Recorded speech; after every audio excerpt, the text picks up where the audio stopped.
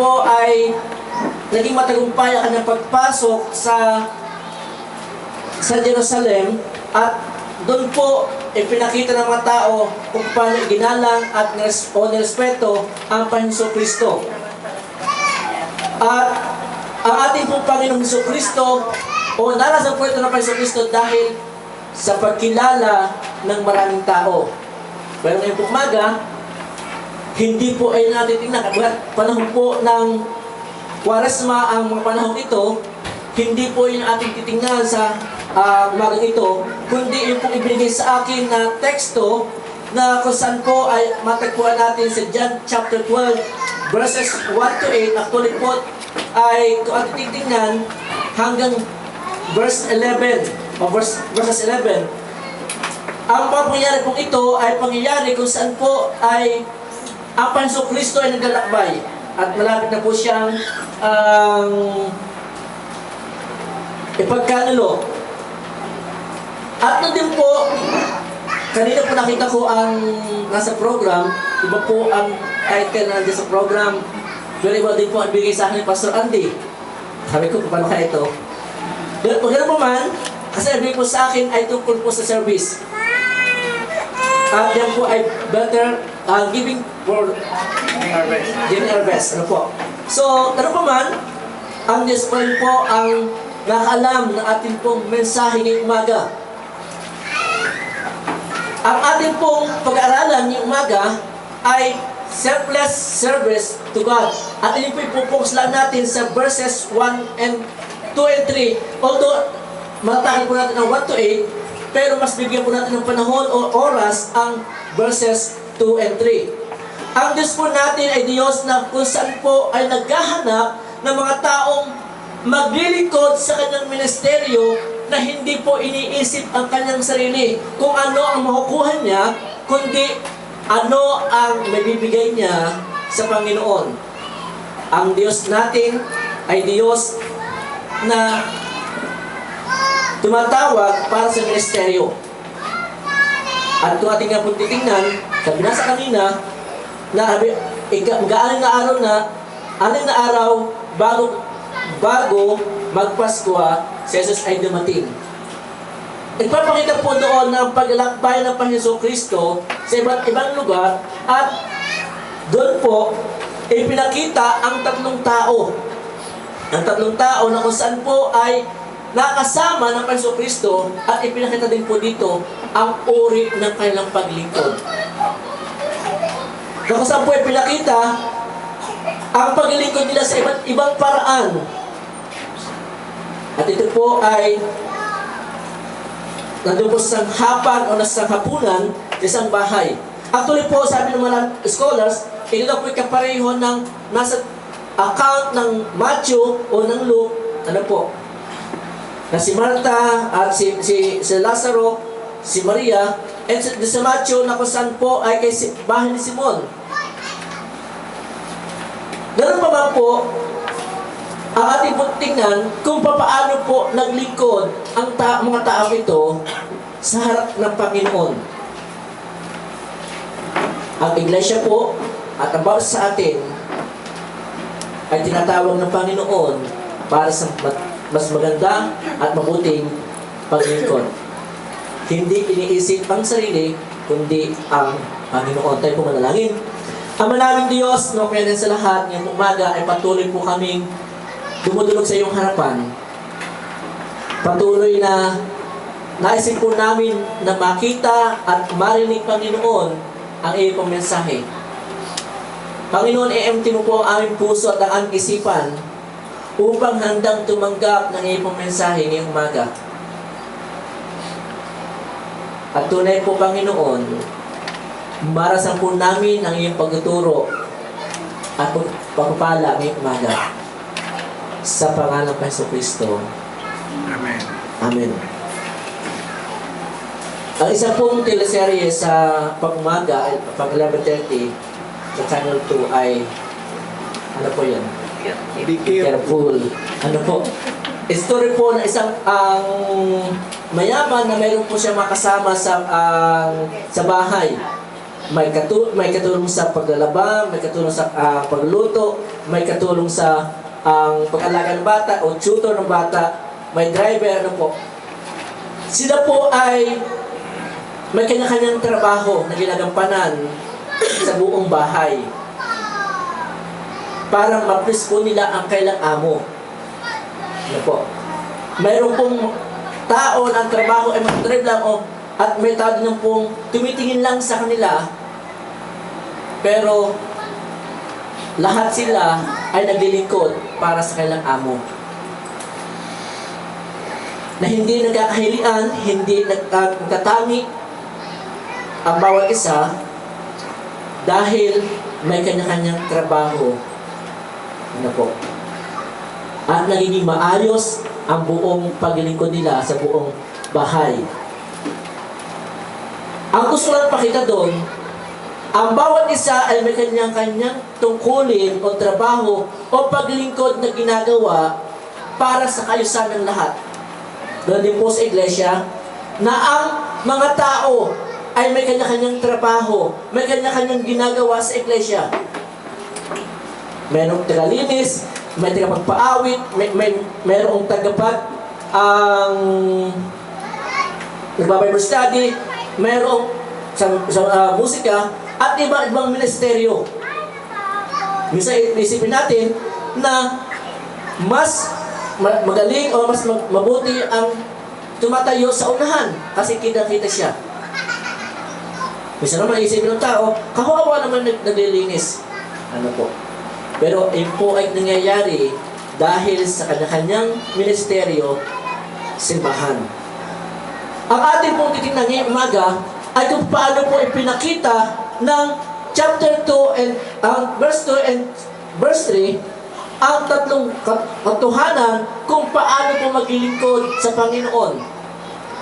Na hindi tinatangi o hindi iniisip ang sarili, kundi ginagawa niya ang best na paglilingkod sa Panginoon. Tingnan natin. Si Martha ay naglingkod. Ano po? Next slides. Okay. Dito si Martha, si Lazarus at si Mary. Ito mo. Tingnan natin, si Mary ay naglingkod. Ano paglingkod niya? Siya ay nagluto. Ano po? Pangalawa, si Lazaro, next slide, si Lazaro ay upos table. Ano po? Siya ay kasama ng Panginoon Kristo lamang. Nagkaroon siya ng time sa Panginoon. Nagkaroon siya ng panahon na makapag-usap, panahon para samahan ang Panginoon Kristo habang naghihintay. At pangatlo, tingnan natin si Mary, kumuha siya ng isang expensive na perfume at ibinuhos o pinugas ng paa ng Panginoon Kristo. Ano po? Tatlong tao na makita po natin na mayroon po iba't ibang ginawa at hindi po sila ng Panginoon Kristo na mas mabuti ang ginawa ni Maria o mas mabuti ang ginawa ni Martha o ang kay Lazaro. Sa account po ito, hindi natin makita kung paano nagreklamo si Martha. Ano po? Sa ibang account, nakita po natin nagreklamo si Martha. Noong po naglilingkod itong tatlo, nung ginagawa nila kailang trabaho, ginagawa nila kailang function, ay hindi po siya sabihin ng Panginoon Kristo na tumigil ka sa ginagawa mo at makinig ka sa akin. Noon lamang po magreklamo si Martha, sakala sinabi na mas mabuting ginawa ni Mary. Kasi ang ginawa niyang maglingkod sa Panginoon kaysa doon sa kusina. Pero habang hindi po nagreklamo si Martha, ito po ay hinayaan ng Panginoon Kristo na maglingkod sa kanya-kanyang trabaho. Kaya po una, service through preparing food for him. Ipinakita po ni Martha na ang kanyang paglingkod ay sa magitan ng paggawa doon sa kakainin nila. Si Martha po ay isang babae na kung saan po ay palaging, ang account niya ay palaging kumikilos, naghahanda, nagluluto. Ano po? Si Maria po, o si Martha po ay isang tao na kung saan po, isang babae na kung saan po ay maasikaso. Siya actually, siya ay nag-greet sa mga bisita, siya po ay naghahanda ng mga dapat sa bahay. Kumbaga po si Martha ay concerned doon sa obligation niya na yung custom nila na ay ibigay sa mga bisitang dumarating. At sabi nga po doon, ng isang commentator, si Martha ay isang hostess. Na ibig sabihin, hostess na ginagawa niya kung ano ang ibig ng, o ano ang nais ibigay sa bisita. At yun din po, sabi ng isang commentator, ang church na wala na tulad ni Martha, na isang iglesia na hindi makapaglingkod na magpapatuloy kung walang mga taong tulad ni Martha na willing na maglingkod sa Diyos kahit nag-iisa. Kahit sa mababa at simpleng bagay ay naglilingkod at hindi siya naglireklamo. Malaki man o maliit na bagay ay ginagawa niya para sa Panginoon. At ito siya sabi sa John 11:21 hanggang 27. Na kung saan po si Martha ay naglingkod sa Panginoon kahit siya nag-iisa doon sa kusina. Kahit siya iniwanan, kahit ang ibang tao ay nakita niya na walang ginagawa, nandun po naglingkod siya para sa Panginoon. Para ibigay lamang at ma-meet ang pangailangan ng bisitang dumalaw sa kanya. Ano po? Ganun po ang kalagayan o ginawa ni Martha. Naglingkod siya sa Panginoon na hindi iniisip ang sarili, ibinigay niya ang buong buo upang ihanda ang kailangan sa pagkain o sa hapa. Si Martha naglingkod upang ihanda ang table, ay pinakita po na nirespeto niya o pinakita din niya ang paggalang niya sa Panginoong Kristo. Ang tanong po ngayon, paano po tayo naglilingkod sa Panginoon? Ano mang bagay? Ito ba po ay nasa kusina tayo, paano natin ginagawa? Ano po? Pangalawa pong katuhan na makita po natin ay si Lazaro. Siya spend ng time sa Panginoon. Sinamahan niya habang naghihintay, habang wala pang pagkain, sinamahan niya ang Panginoong Kristo doon sa table. Masabi natin, mabuti pa si Lazaro. Ang kanyang paglilingkod ay sa pagitan lang ng pag-upo at nakasama ang Panginoong Kristo. Si Lazaro binuhay ng Panginoong Kristo. Si Lazaro kung saan po ilang araw ng patay ay binuhay.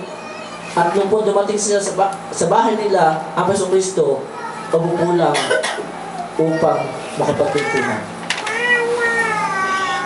Si Lazaro po ay nagbigay ng panahon sa Panginoon. Nanatili siya sa presensya ng Panginoon, nanatili siya kung ano ang nais sabihin ng Panginoon sa kanya. Ano po? Ang pagbibigay ng panahon sa Panginoon, yung pong panatili sa presensya ng Panginoon, kung tayo po'y nag-iisa, ay po'y isa rin paglilingkod sa Panginoon. Na ating pong dinedevelop, ating pong ginagawa ang ating buhay na mas lumago at umunlad. Mga kapatid, si Lazaro po na nakaranas ng biyaya ng Panginoon, si Lazaro na binuhay, nagpakita ng resurrection ng Panginoong Kristo, ano po, ay naglingkod sa magitan na na-spend lang niya time sa Panginoon. Ang tanong ko po sa inyo, ilang taon po kayong Kristiyano?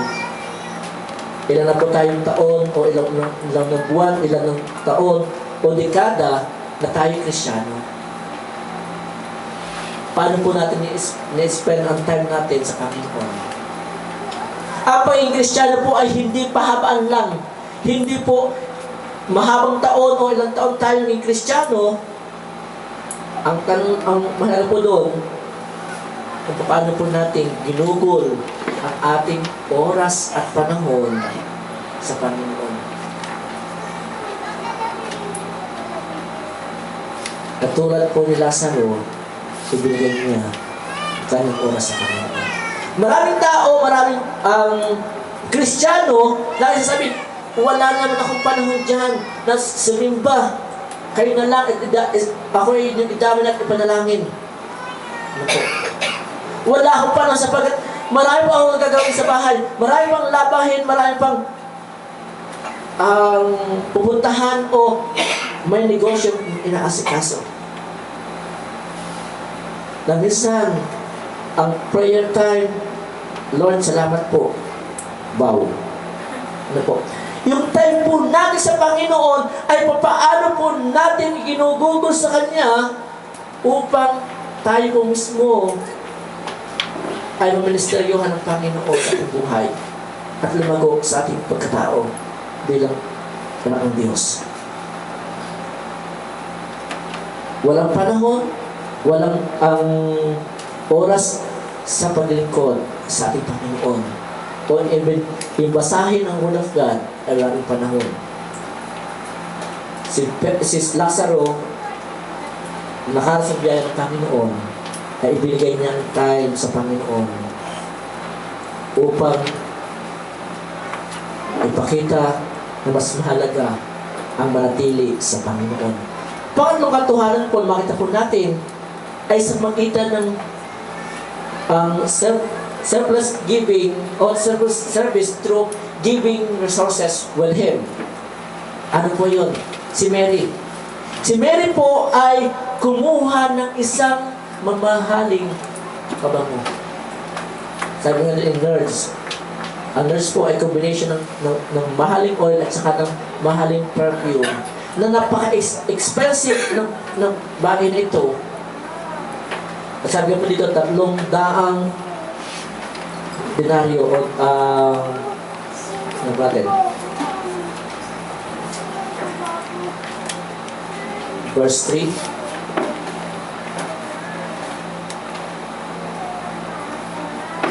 Kumuha si Maria ng mahaling pabango, 1 libra ng dalisay ng nardo, at ibinuhos sa mga paan ni Jesus. Pagkatapos ay pinunasan ng kanyang buhok. At si Judas ay nanayan ng 300 denaryo ang halaga. Ipinakita lang po ni Maria ang kanyang paglilingkod ay walang halaga. Ang kanyang paglilingkod ay hindi ka pantayan na anumang bagay. Na anumang pong meron siya, kung anumang pag-aari niya ay pwede niyang ibigay sa Panginoon. Usually po, ang ginagawa ng panahon ngayon, nilalagyan po ng oil ang ulo ng bisita o ng master at hinugasan ng paa ng tubig ang ginagamit. Pero sa sitwasyon ito, ang ginamit ni Maria ay perfume na napakamahal. Asabi nga po sa commentator ay ang halaga ay halos isang taong sweldo ng pangkaraniwang tao. Ano po, yung halaga ng perfume na ibinuhos o pinanghugas sa paan pa sa Kristo. Ibinigay ni Maria ang best na paglilingkod, ang kanyang best na pag-aari sa Panginoon upang ipakita niya ang kahalagahan at tunay na paglilingkod niya sa ating Panginoon. Si Maria ay hindi nanghinayang. Hindi nanghinayang sa mga bagay na ibibigay sa Panginoon. Na pwede niyang gamitin, pwede niyang ibigay at ilaan sa Panginoon. Ano mang meron siya, ito man po ay napakahalaga sa ikabubuti at kaganda ng iglesia na po. Kung saan po si Maria ay nagbigay sa Panginoon ng best. kung naalala po ninyo, ang story po ni Cain at ni Abel, nung kung sila maghandog sa Panginoon, ibinigay ni Cain ang bunga ng prutas na kung saan, ay sabi niya, some of fruits ay ibinigay ni Cain sa Panginoon. Ang pagkain po ng some ay tira-tirahan yun, reject na prutas. Ibinigay sa Panginoon na alay. At hindi tinanggap ng Panginoon ang kanyang alay. Si Abel, pinili niya ang pinakamainam na handog mula sa kanyang mga tupa at tinanggap ng Panginoon. Tinanggap ng Panginoon yung handog niya. Sapagkat ibinigay niya ang best na pag-aari ni Abel sa Panginoon. Si Abel, pinili niya ibigay ang the best sa kanyang mga resources. Hindi ko sabi si Maria ay napakayamang tao. Kasi tingnan ko ang account ni Maria, hindi mo sinabi na mayamang tao. May nakukwento na ito ay isang balo o isang balo na, bata pa yung nabalo na at wala nang kumukop sa kanya. Pero aside from that, wala nang umakit na account na kung gaano siya kayaman o gaano man ano man kanyang pagkaari. Doon po ang mga balo sa lumang tipan o sa account ng Biblia, kapag balo, kawawang-kawawa, ano po? Hindi ka po tuwing siya sabi si Maria ay balo, pero yun po, isang account nakita ko na kung saan po, probably si Maria ay sa balo. Ang gusto ko ipakita sa inyo, ibinigay ni Maria na napakahalagang bagay sa panahon niya. Isang katangi-tangi at isang kayamanan niya ay ibinigay sa Panginoon. Hindi niya inisip ang kanyang kakainin, ang kanyang gagastusin sa araw-araw ng buhay niya, o ang kanyang ari-arian. Hindi niya inisip yun. Hindi niya inisip ang kanyang sarili, kundi ibinigay sa Panginoon ang mamahalin ito. Ano po? Dahil nais niya maglingkod sa Panginoon. Ang paglilingkod na hindi inisip ang sarili ay ibinibigay ang best na anumang meron siya o pag-aari niya sa panahon ito. Kung ating itong pagpapatuloy at ating babasahin ang account nito, nandun po ay mga taong tumitingin lang. At ito po yung normal akong binabasa. May 3 taong naglingkod sa Panginoon. May iba din mga tao sa account nito nakatingin lang sa kanila. At ang ginagawa lang, tingnan at pagmasdan ang ginagawa ng mga taong lilingkod. Tingnan po natin, si Judas, wala sa PowerPoint. Si Judas, nakatingin kay Maria, anong ginawa. At ang sabi, mas mabuting ipinagbili. Ano po? Mas mabuting ipinagbili ang mga bagay na ito. Sa huling bahagi ng 9 and 10, nandun po ang ibang mga tao para tingnan at pagbalakang patayin. Ano po? Si Lazaro at ang Panginoong Kristo. Si Lazaro nalilingkod sa Panginoon. Pero sabi ng Panginoong Kristo, hayaan nyo maglingkod para katapos ito. Sapagkat sabi yan, ako ay hindi mananatili dito. Ang may hirap at mga dukha ay palagi kasama nyo. Huwag niyong gambalain ang mga taong naglilingkod sa akin. Isang katotohanan at ito po'y nangyayari sa iglesia. May mga taong sinseridad sa kanilang paglilingkod sa Panginoon. May mga taong nandun po, ibinigay na ang panahon sa Panginoon, ibinigay na ang lahat-lahat sa Panginoon. Pero may mga taong sumisira sa mga buhay. May mga taong humahatak upang mawala sa paglilingkod. Ano po? At may mga taong pumupula, may mga taong nagmamaliit sa paglilingkod na ginagawa sa tao.